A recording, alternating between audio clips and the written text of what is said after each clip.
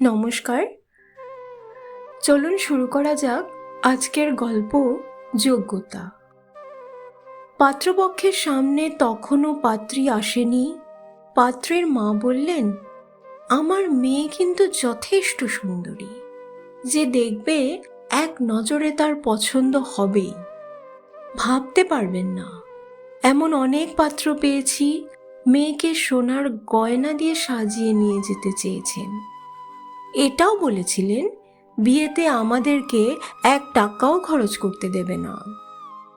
বড় বড় ব্যবসায়ী, বড় বড় বেসরকারি চাকুরে, এমনকি সরকারি চাকুরেও এসেছে। আমি মোটেও কিন্তু রাজি হইনি।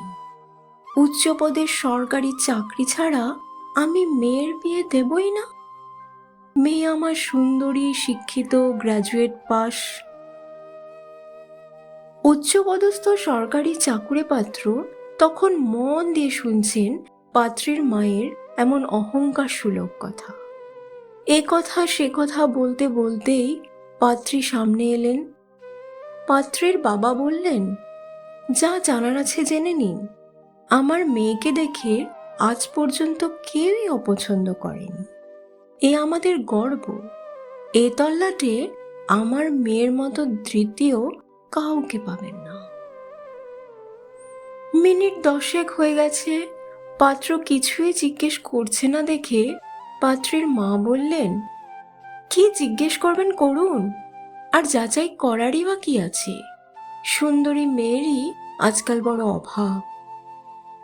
পাত্র এবার উত্তর দিলেন, বললেন, যাচাই করার কিছু নেই, তবে মাধ্যমিক থেকে গ্র্যাজুয়েশন পর্যন্ত মার্কশিটগুলো আমি একটু দেখব। সুন্দরী হওয়াটা যোগ্যতার মধ্যে পড়ে না।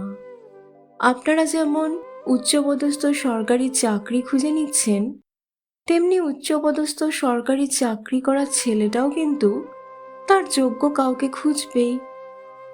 কোনো রকমে পাস আর ভালো নাম্বার নিয়ে পাস দুটো কিন্তু এক নয়।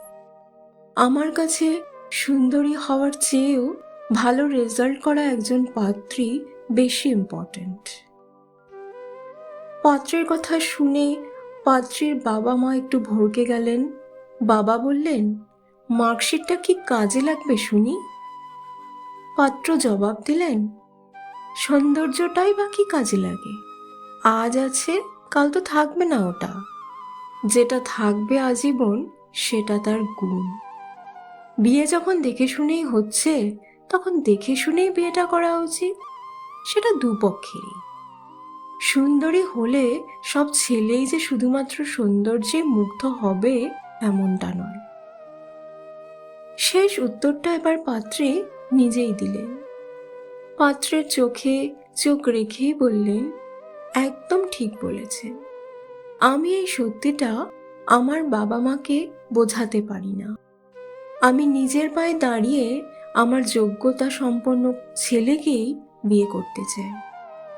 আমার বাবা মা কিছুতেই এটা বুঝতেই চায় না। বলে, তুই সুন্দরী, তোর কিছু না করলেও চলে। আমি মনে করি সুন্দর হওয়াটা আমার নিজের ক্রেডিট না। তাছাড়া আমার রেজাল্ট কিন্তু একদম ভালো না। আপনি চাইলেও আমি আপনাকে বিয়ে করতে পারবো না, কারণ আমি আপনার উপযুক্ত নই। আপনারা আসুন। ধন্যবাদ। গল্পটি এখানেই সমাপ্ত। ধন্যবাদ।